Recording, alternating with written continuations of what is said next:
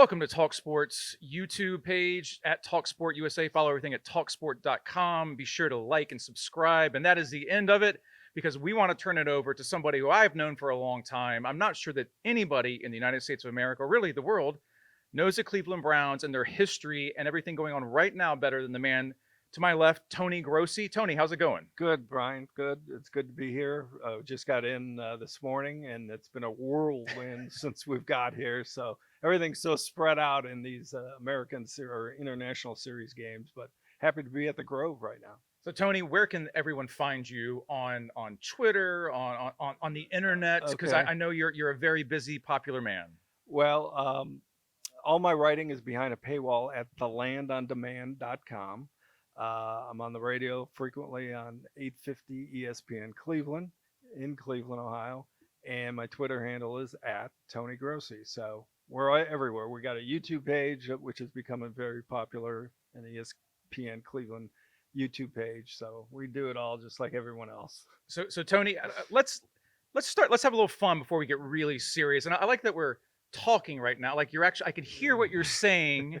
You're not just, speaking with your mouth. I can actually hear your voice, which is really nice. How long have you been covering the Browns?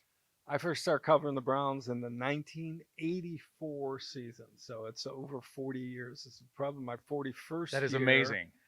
But 85 was my first full season covering the Browns. And then, of course, we were out of the NFL for 3 years in between there. But I still covered the NFL in those 3 years. So people say, man, you've seen it all. I said, no, I haven't, because I've never seen a championship or a Cleveland win in Detroit, believe it or not. We just were in Detroit, where the Browns are now 111 all time. People think Pittsburgh is the worst place for Cleveland to play. It's actually Detroit, Michigan. All right, so let's get into the current right now. So you're in London. We're at the Grove. We're waiting for Cleveland Browns media availability. They'll be here all week. They play at Tottenham against the Vikings. The Browns, in my opinion, should actually win this game because I was in Dublin with talkSPORT. Carson Wentz, the Browns defense should be able to get to Carson Wentz. Myles Garrett should be able to get to Carson Wentz. But you have a bit of a quarterback situation on your team. And I know the Browns, it's always settled with Cleveland. Like they always know who their franchise quarterback is. Yeah, all the time. But you have Dillon Gabriel, you have SHEDEUR'S Sanders. We'll get into SHEDEUR in a second, everyone in the SHEDEUR world. Tell us about Dillon Gabriel because, bounced around college, put up huge stats, good arm, and all of a sudden, he's not starting in Detroit. He's not starting in Cleveland. He's making his first start internationally at Tottenham Hotspur Stadium. He has more starts in college than any college football quarterback, 63. And he's overage. He's, I think, going to be 25 very soon. There are a couple, more than a handful of starting quarterbacks who got 2 or 3 years in the league who are younger than him. Dillon Gabriel was a surprise, some say controversial, third-round pick. At least in Cleveland he was, because he came out of nowhere. He was not, we do a quarterback tracker every day of pre-draft, and his name never came up. Wow. And that's partly my fault to overlook this guy. He was one of the most productive college quarterbacks in history. However, he's been, from day one, he was drafted in the 3rd round, SHEDEUR'S Sanders in the 5th round, 50 spots later. That in itself was controversial, too. People in Cleveland and SHEDEUR fans couldn't understand how this 5'11" left-hander could be considered higher than SHEDEUR'S Sanders. But I got to tell you, Brian, I'm being totally honest. The first day of Browns rookie minicamp in May, when the rookies were the only ones on the field, I came back and said on our air, I could see why the Browns picked them over SHEDEUR. Wow. And that began a hate relationship with all his fans that I'm still hated for. I can see you're wearing a Dillon Gabriel jersey right now, so I understand all the hate out there. But he's very efficient. He's very quick. The Browns' pace of offense will quicken with him. He's got a very good arm, very quick release, very accurate, and he had a very good training camp. He conducted one of the best 2-minute drives I've seen a rookie in Cleveland conduct in the final preseason game.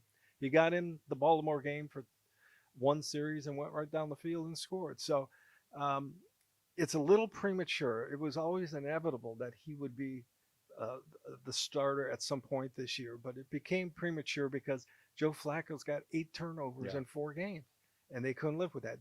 That's a bigger stat than their 1-3 record. Because the Browns, statistically, they've got one of the NFL's Defense. best defenses, Yeah. right? But they keep turning the ball over and Yep. they can't score, and so obviously they're not winning games. You've talked a lot. We had this story at talkSPORT.com earlier this year when I talked to you in the summer that you really believe in the next year's draft where they have Yep. two first-round picks. So you've got to play Gabriel, see what you have, and you also got this guy named SHEDEUR'S Sanders that is the most polarizing rookie I've ever seen in my life, and we don't even have time to get into Johnny Manziel. Well, just to give you an idea of the power of his content. So yesterday, the Browns make this announcement. Gabriel is made available, and he talks, and Joe Flacco gets demoted, and he talks, and the coach is all downcast talking about this, and he talks. And then I wasn't there. I was traveling. So reporters went to SHEDEUR'S Sanders, and they asked him, well, how do you feel about not being promoted to number 2? And he mouths an answer without saying any words. He's like miming it. Yes, exactly. And it was hilarious, but he was kind of taking a swipe at Rex Ryan, Yeah. who lambasted him Yep. for comments that SHEDEUR made earlier. A very confident guy said, hey, I look around the league, I'm capable of playing better than quarterbacks I see out there. Which, if I'm a head coach, if I'm a GM, if I'm an owner, I want my rookie to believe in himself and to say that. But does it create issues with the team? Does it create issues in the locker room? I was just talking to producer Tom here, and I was like, what is that flight like? Like, let's throw away the miming and everything, and SHEDEUR'S legion of fans, and that can be a positive if he's good. But what is that like when you're on the team playing and you have to fly to London? And I'm sure there's some guys in there like, what the heck is going on with my team right now? Yeah, but I think they've gotten to know SHEDEUR, and they know he's all about content, and anything he says becomes new. He became the biggest story without saying a word yesterday. I mean, it went viral. We had a video of it. It was only 20 seconds. It got over 1.5 million views. Wow. In 24 hours. He's incredible, the power of him. So that's what it's like. And he's the 3rd quarterback. And, it was kind of a mystery. We knew Gabriel was going to get promoted. The question was, would they also promote SHEDEUR? And they did not. Why do you think SHEDEUR'S Sanders is the number 3 going into this game when they were confident enough and willing to make Gabriel the starter? Well, for one thing, even if his name were not SHEDEUR'S Sanders, if he were just another rookie drafted in the 5th round, it's really hard to have 2 rookies on game day, especially for an international game. I mean, well, at any point. I mean, that rookie starter needs a veteran shoulder to lean on. Yeah. During the tough times of a game, it comes off an interception, goes to the sideline, and Flacco or any veteran can talk to the guy. That's a good point. So that's one thing. But the other thing is, the fact is that Gabriel has been ahead of SHEDEUR since first day of rookie minicamp, since the draft, really.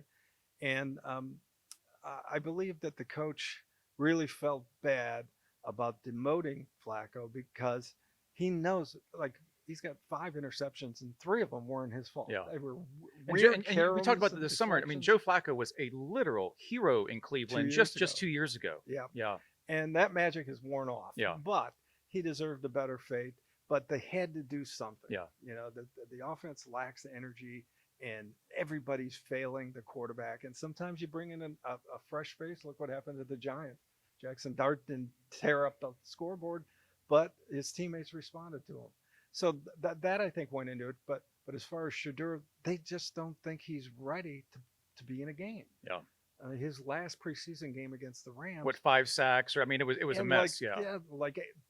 9 dropbacks, 5 sacks, and the 3 series or 4 series, and they kept going backwards each time. So he didn't finish preseason on a high note, and that was his last opportunity.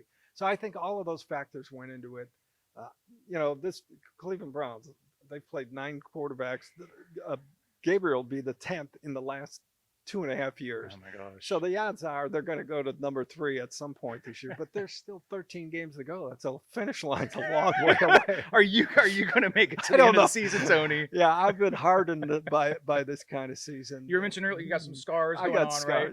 right? Listen to this. Gabriel is now the 41st starting quarterback since the Browns returned as an expansion team in 1999.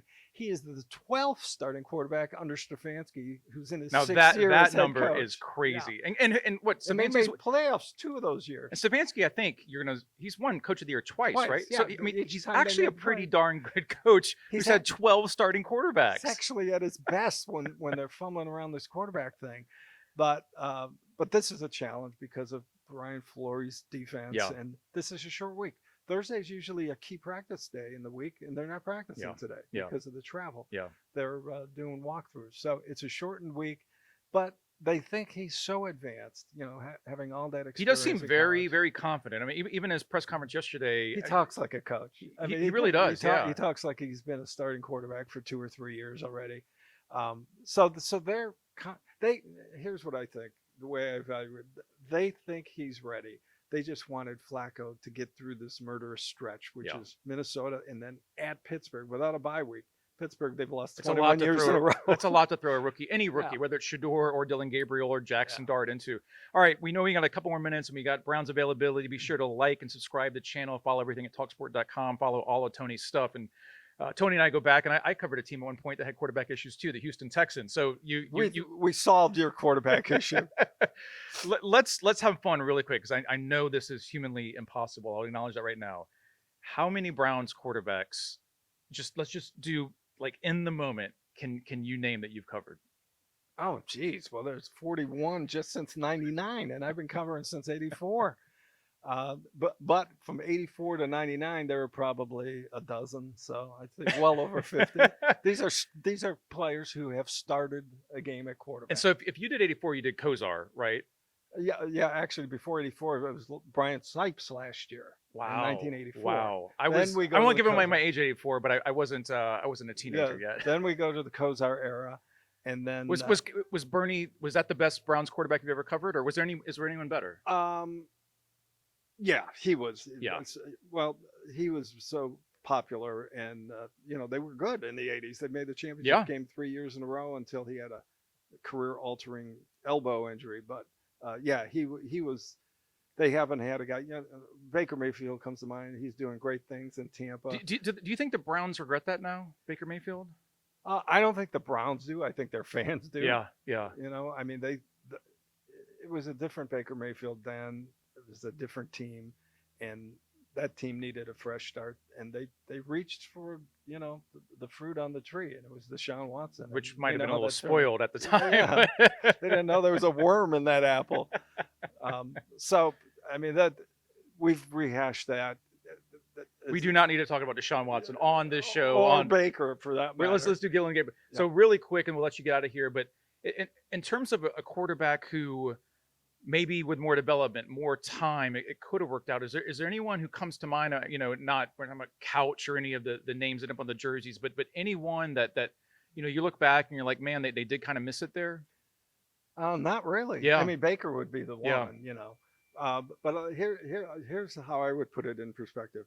When Flacco came on the scene off his couch from South Jersey in December of 2023, they won 4 games in a row, 300-yard games each time, and got them into the playoffs that year. Those were the most fun 4 games of the expansion era. Wow. And I mean, and they've made the playoffs. They beat Pittsburgh in COVID year, but those were starting to gather excitement like the '80s Browns teams. Yep. Because Flacco was so likable, and they were just going down the field. Then they go into Houston and hit that buzzsaw in the playoffs, and poof, Cinderella. The clock struck midnight, and Flacco's never been the same, quite honestly. So it's always Houston with Cleveland. It is always Houston. Tony, it's great catching up with you at TalkSport USA. Please like and follow and subscribe all of our different channels. Be sure and follow Tony. We'll catch up with him during London. I hope you have a great trip to London, and thanks a lot for taking the time, Tony. Thanks for having me, Brian. It's Cheers. good to be here.